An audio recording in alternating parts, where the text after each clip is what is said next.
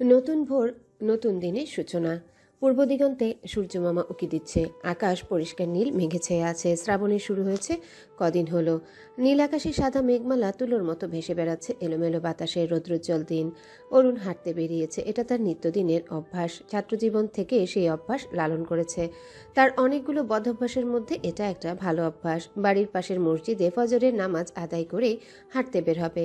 আধা বা 1 ঘন্টা অবিরাম হেঁটে বাড়ি পৌঁছে যাবে। সকালবেলা ঘুম থেকে উঠলে অনেকটা সময় পাওয়া যায় ব্যস্ত জীবনে, যে সময়টা শুধুই নিজের। আর সকাল সকাল ঘুম থেকে ওঠা, 1-1.5 ঘন্টা হাঁটা, টুকটাক ব্যায়াম করা স্বাস্থ্যের পক্ষে যেমন যথেষ্ট উপকারী, তেমনি মনটাকেও সতেজ রাখে।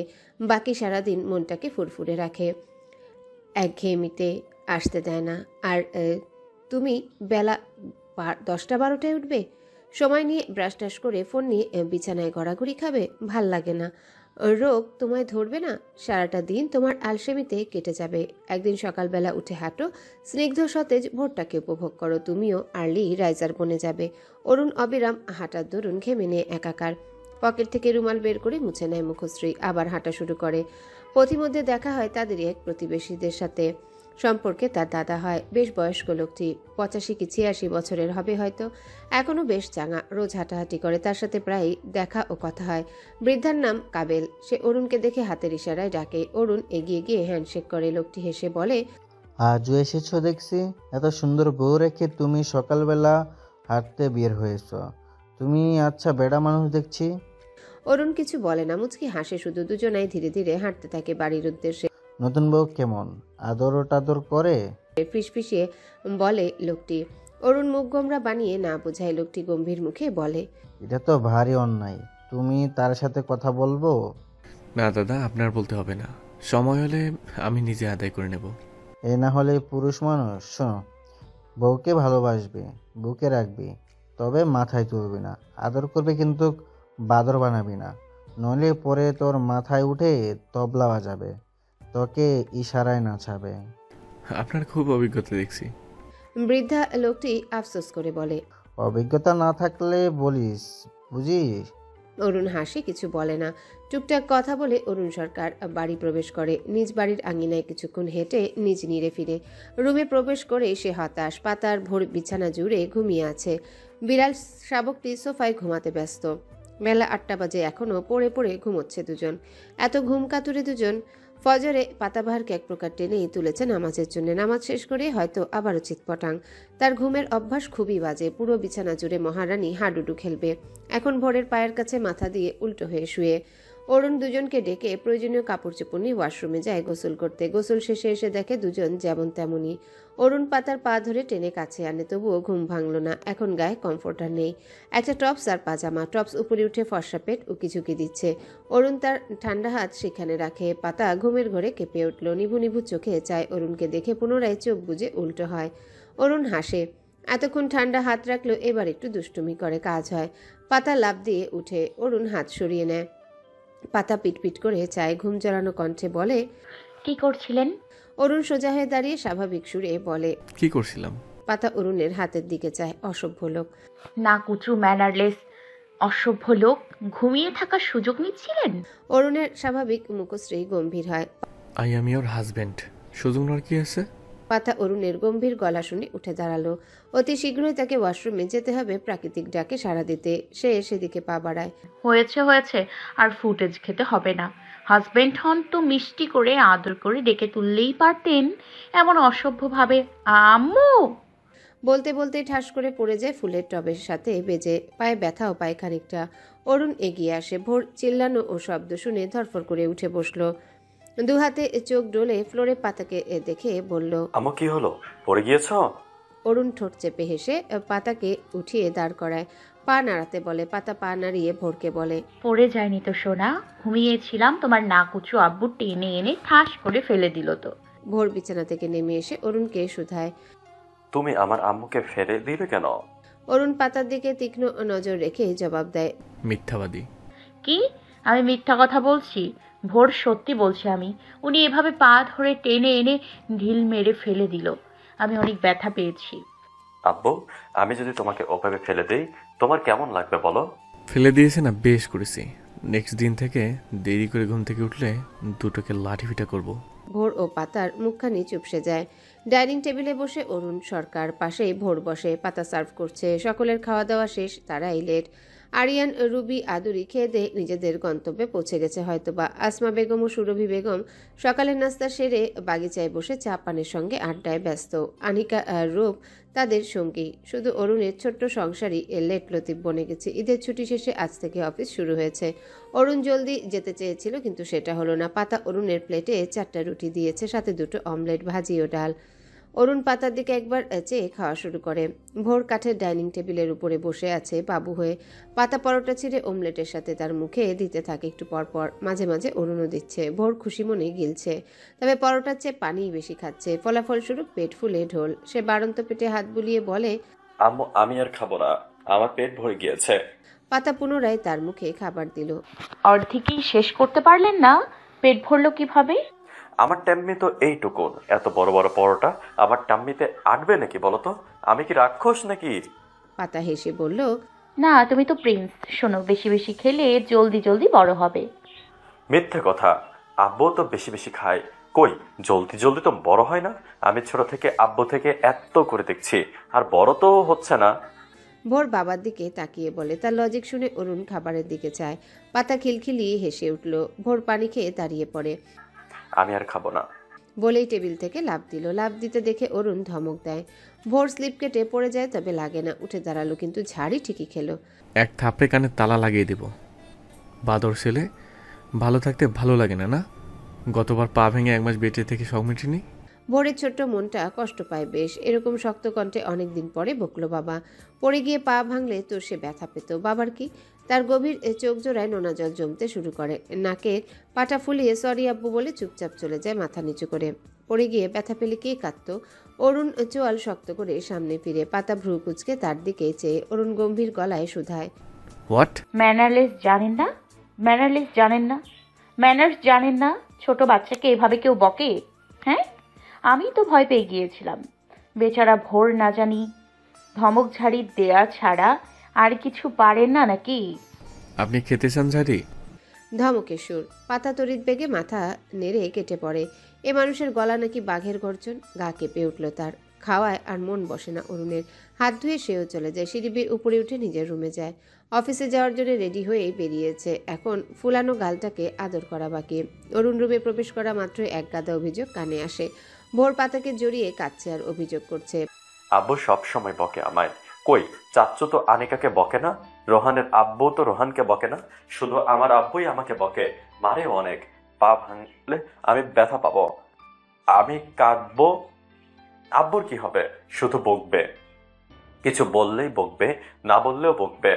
পাতা তার মাথায় হাত বুলিয়ে বলে, তোমার আব্বু ব্যথা লাগলে যেমন তোমার মন পড়ে, তেমনি তুমি ব্যথা পেলে তোমার আব্বুর খুব জ্বালা পোড়া করে, বুঝলে?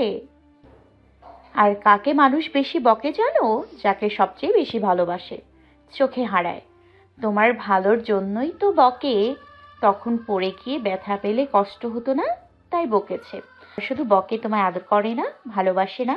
ভোর নাক টেনে কেঁদে কেঁদে বলে, লাগবে না অমন আদর ভালোবাসা, মারবে, বকবে, আবার আদর করবে। আমি চলে যাব, যেখানে খুশি থাকবো না এখানে। তুমি যাবে না আমার সাথে? পাতা ভোরের গাল মুছে দিয়ে চুমু খায়। অরুণ এগিয়ে আসে। অরুণকে আসতে দেখে ভোর আবারও মুখ লুকায় পাতার বুকে। আচ্ছা যাও, চলে যাও দুজনে। আমি আনিবুড়ি, রূপ, শুভর মেয়ে সোহানি সহ সব বাচ্চাদের নিয়ে আসবো। আমার কাছেই রেখে দেব। সবাইকে বেশি বেশি করে আদর করব। তাদের এত এত খেলনা, আইসক্রিম, স্যান্ডউইচ কিনে দেবো। ঘুরতেও নিয়ে যাব, অনেক মজা করব। অরুণের কথা শুনে ভোর শব্দ করে কেঁদে উঠে হাউমাউ করে। পাতা মুচকি হেসে চোখ রাঙায় অরুণকে, কটমট করে বলে, আবার কাদায় বাচ্চাটাকে। কান ধরে সরি বলুন না, কুচু ম্যানারলেস লোক। এত কিউট ছেলেকে কেউ বকে, মারে? বকুনি তো আপনার খাওয়া উচিত। আর উঠতে বসতে এত এত মার, তবেই সোজা হবেন আপনি। say sorry to him. বাবাকে বকতে দেখে ভোরের কান্নার বেগ কমে আসে। অরুণ পাতাকে চোখে শাসিয়ে মুখে সরি বলে। ভোরের অভিমান গলে না, সে নাক টানে অনবরত। অরুণ হেসে ছেলেকে পাতার থেকে ছাড়িয়ে কোলে তুলে নেয়। ভোর হাত পা ছুটতে থাকে, অরুণকে কিল ঘুষি দিতে ভুলে না। অরুণ পকেট থেকে রুমাল বের করে ভোরের নাক মুছে দিয়ে গালে মুখে চুমু দিতে শুরু করে। ভোর রেগে অরুণের পরিপাটি চুল টেনে ধরে গালে শক্ত কামড় বসিয়ে দেয়। পাতা চোখ বড় বড় করে বলল, এসব কি ভোর? আব্বু হয় না তোমার, গুরুজননী, এভাবে মারছো কামড়াচ্ছো? এটা তো বেয়াদবি, তাই না? ভোরের নাকের পাটা আবারও ফুলতে শুরু করে। অরুণকে ছেড়ে দেয়, ঠোঁট উল্টে কেঁদে দেবে ভাব। অরুণ ছেলেকে বুকে জড়িয়ে বলে, পাতাবার মারু কামড় দিক, ভোরের আব্বু কি ব্যথা পায় নাকি? ব্যাস হয়ে গেল। ভোর আব্বু বললে কান্না জুড়ে দিল। অরুণ পাতাকে চোখ টিপে ভোরকে বাচ্চাদের মতো পাজা কোলে নিয়ে গালে মুখে আদর করে। কলিজা, তোমার ব্যথা লাগলে আমার কিছু না, তাই না? আমাকে রেখে চলে যাবে? তাহলে তো তোমার আব্বু মরেই যাবে। ভোর আবারও শব্দ করে কেঁদে উঠল আব্বু বলে। পাতা হাসে বাবা ছেলের মান অভিমান ভালোবাসা দেখে। বাবার ভালোবাসা এমন হয় বুঝি? এমনই তো। এক ছেলে পাগল বাবার, বাবা পাগল ছেলে। অরুণ ছেলেকে আদর করে এটা ওটা বলে শান্ত করায়, পেটে মুখ ঘষে। ভোরে সুরসুরি লাগায়, খিলখিল করে হেসে ওঠে। অরুণ স্বস্তির নিঃশ্বাস ছাড়ে। কেন যে বকলো, না বকলে জল এত দূর গড়াতই না। অরুণ ছেলেকে নামিয়ে দেয়, আয়নায় দাঁড়িয়ে চুল পরিপাটি করে টাই ঠিক করে। ভোর বাবার পা জড়িয়ে আবদার করে, আব্বু আজ অফিস যাওয়া থাক না, আমি তুমি আম্মু ক্রিকেট খেলবো। আমি ব্যাটার, তুমি বলার, আর আম্মু কিপার। না কলিজা, কতদিন হলো যাই না। আর কাল থেকে তোমারও তোমার আম্মুর স্কুল শুরু। ভোর গোমরা মুখে চাইল। অরুণ তার কপালে চুমু খেয়ে পাতাকে বলে, take care of him and also yourself. ও হ্যাঁ, আজ বিকেলে ওর টিচার আসবে, টুম্পা নাম, পরিচিত হবেন। আসি, টেক কেয়ার। বলেই পাতার মাথায় হাত বুলিয়ে চলে যায়। পাতা অরুণের যাওয়ার দিকে তাকিয়ে থাকে। ভোর পাতার কোমর জড়িয়ে আম্মু ডাকে। পাতা তার চুল এলোমেলো করে দিয়ে হাসে। অরুণ বাইরে গিয়ে ফেরত আসে। ভোরের সামনে হাঁটু গেড়ে বসে কপালে চোখে মুখে চুমু খায় বেশ কতগুলো। তারপর পাতার দিকে এক পল চেয়ে পুনরায় বিদায় নিয়ে চলে যায়। গিয়ে একটু পরে আবারও ফেরত আসে। পাতা ভ্রু কুচকে চায়। আবার কি? ভোর জিজ্ঞাসা করে, আব্বু কি হলো, যাবে না অফিস? অরুণ হেসে বলে, যাবো তো, কলিজাকে রেখে যেতে ইচ্ছে করছে না। যাবে? ভোর পাতার দিকে তাকিয়ে বলে, আম্মু যে একা হয়ে যাবে। তাকেও সাথে নিয়ে যাই। পাতা ভ্রু কুচকে জিজ্ঞাসা করলো। বিকেলে না ভোরের টিচার আসবে? অরুণ টাই ঠিক করতে করতে রুমের বাইরে যেতে যেতে বলল, আচ্ছা, যেতে হবে না, বাই। সেকেন্ড না যেতে আবারও ফিরে আসে। ভোর পাতা সন্দেহ চোখে চাইলে অরুণ খানিকটা আমতা আমতা করে বলল, ল্যাপটপ নিতে ভুলে গিয়েছিলাম। বলেই বিছানার উপর থেকে ল্যাপটপের ব্যাগটা নিয়ে চলে যায়। পাতা ভোর একে অপরের দিকে তাকিয়ে হেসে উঠে শব্দ করে সোফায় বসে আয়েশি ফোনটা হাতে নিবে এমন সময় পুনরায় আগমন ঘটে অরুণ সরকারের। পাতা উঠে দাঁড়ালো, কিছু বলবে এর আগে অরুণ ভোরকে বলে, কলিজা, স্টাডি রুমে অনেক পেন্সিল আছে না তোমার? আমার লাগবে, একটা এনে দাও তো। ভোর ভাবে কি কাজে লাগবে, ভাবতে ভাবতেই বেরিয়ে যায় ঘর থেকে। পাতা চোখ ছোট ছোট করে অরুণের দিকে চায়। অরুণ ব্যাগটা পাশে রেখে তড়িৎ বেগে এগিয়ে আসে। পাতার কোমর বেষ্টনীতে দুহাত গলিয়ে বুকের উপর তুলে নেয়। ঘটনা অতি দ্রুত হওয়ার দরুন পাতা ঠাউর করতে পারে না কি হলো। সে ব্যালেন্স ঠিক রাখতে রাখতে অরুণের গলা জড়িয়ে ধরে। পাতার শূন্যে আসে অরুণ সরকারের অতি নিকটে। পাতা ঢোক গিলে। অরুণ সময় ব্যয় করে না। পাতার নরম গালে নাক ও ওষ্ঠাধর ডুবিয়ে চুম্বন বসায় সময় নিয়ে। ওভাবে থেকেই ফিসফিসিয়ে বলে, মিসেস পাতাবাহার, কলিজাও তার আম্মুর খেয়াল রেখো। আসছি। ললাটে অধর ছুঁয়ে ছেড়ে দেয়। ব্যাগ নিয়ে হন করে বেরিয়ে যায় ঘর থেকে। পথিমধ্যে ভোরের থেকে অদরকারি পেন্সিলটাও নিয়ে নেয়। পাতা স্ট্যাচু হয়ে দাঁড়িয়ে, তার হাত পা কাঁপছে অনবরত। বুকটা কেঁপে উঠছে বারংবার। বুকের বাপাশের হৃদযন্ত্রটার স্পন্দন প্রক্রিয়া বেড়েই চলেছে। পাতার এক হাত গালে চলে যায়, মনে হচ্ছে আগুন ছড়াচ্ছে। তনুমন জুড়ে অসংখ্য প্রজাপতির রং বেরঙের প্রজাপতি উড়ে বেড়াচ্ছে। এ কেমন মিষ্টি যন্ত্রণার অনুভূতি হচ্ছে মন কুঠি বাড়িতে। পাতা এই মুহূর্তে অনুভব করে এ লোকটাতে সে বাজেভাবে ফেসে গেছে।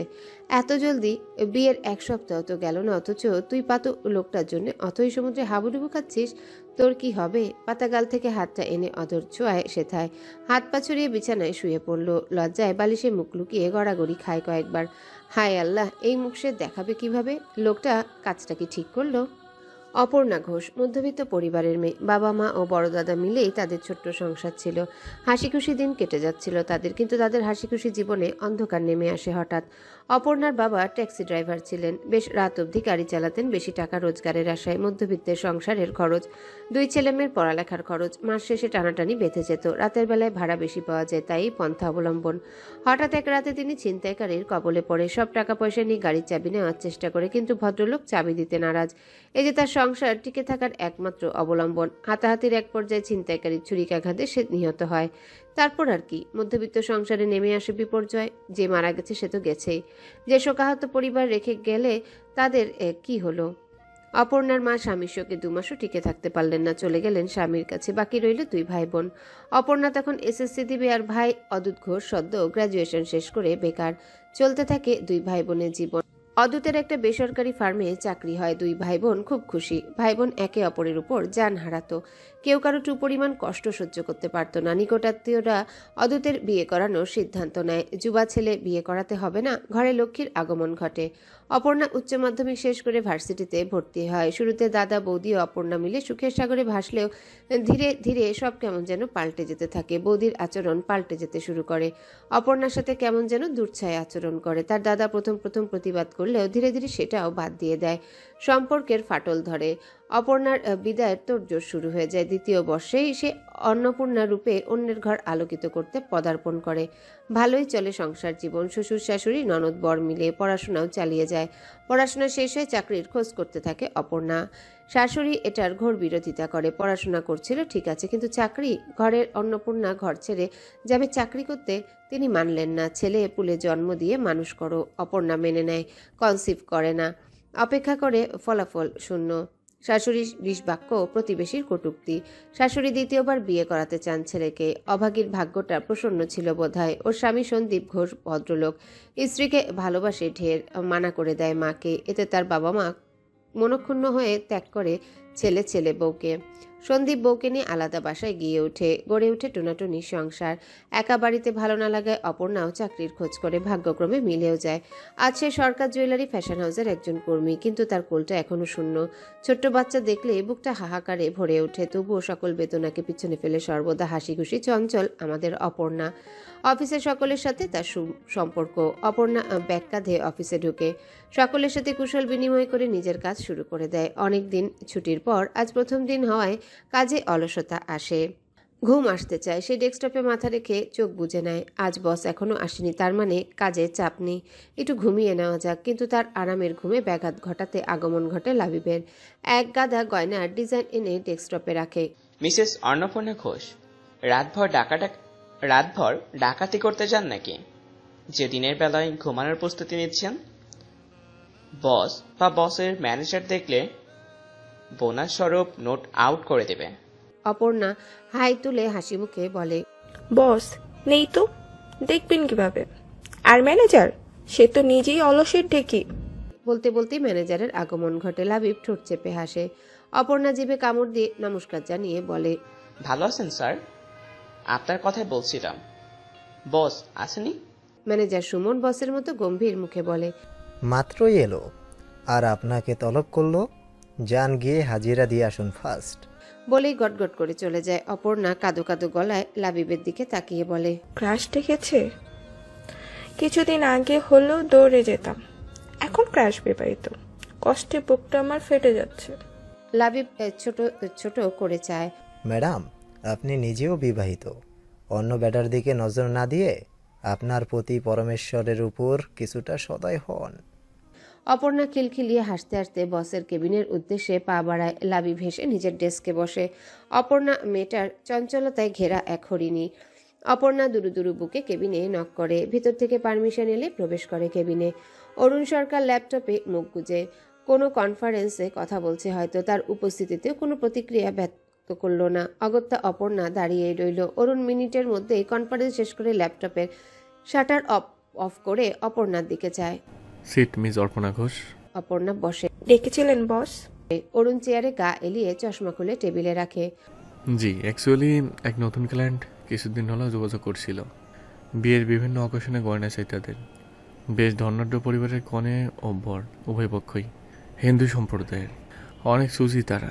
আধুনিক গর্জিয়াস ডিজাইন চাই তাদের, একদম নিপুণ কারিগরের, অনেকটা পঞ্চমনের মতো। আমি চাইছি এই ডিজাইনগুলো আপনি কালেক্ট করুন। ধীরে সুস্থে সময় নিয়ে, তাড়াহুড়ো নেই। শুধু ডিজাইনগুলো যেন ইউনিক হয় আর নজর কাড়ে। সো কাজে লেগে পড়ুন। অপর্ণা সম্মতি জানালো। আরও কিছু ইনফরমেশন নিয়ে আলোচনা হয় দুজনের মাঝে। আলোচনা শেষে অপর্ণা উঠতে নিলে অরুণ থামায়। মাঝারি সাইজের টিফিন বক্স এগিয়ে দেয় অপর্ণার দিকে। অপর্ণা প্রশ্নাত্মক চাহনিতে অরুণ সরকারের দিকে চায়। অরুণ স্বাভাবিক গম্ভীর গলায় বলে, দুদিন আগে ছেলে পর্ণাপুর বার্থডে ছিল, তো সেদিন সে অনেক কল করেছিল, পায়নি তার পর্ণাপুকে, মন খারাপ করে বসেছিল। অপর্ণা অবাক চোখে চায়। বস, ছোট বসের আমার বার্থডে মনে ছিল? হে ভগবান, সরি বস। বার্থডে তো সেরকমভাবে উদযাপন করা হয় না। সন্দীপের সাথে সারাদিন ঘুরে বেরিয়েছি, ফোনটা বন্ধ রেখেছিলাম। I am so sorry. Aparna খুবই অনুতাপ বোধ করে, সাথে একটু ভালোও লাগে। বাচ্চা ছেলেটা তার বার্থডে মনে রেখেছে, ভাবা যায়। অরুণ অপর্ণার উদ্বিগ্নতা দেখে বলল, হ্যালো বন্ধুরা, পরবর্তী পার্ট খুব তাড়াতাড়ি আসবে, তো সবাই অপেক্ষায় থাকো। আর চ্যানেলটি যারা এখনো সাবস্ক্রাইব করোনি তারা পরবর্তী পার্ট দেখার জন্য চ্যানেলটি সাবস্ক্রাইব করে রেখো। ধন্যবাদ সবাইকে, আমাদের সাথেই থেকো।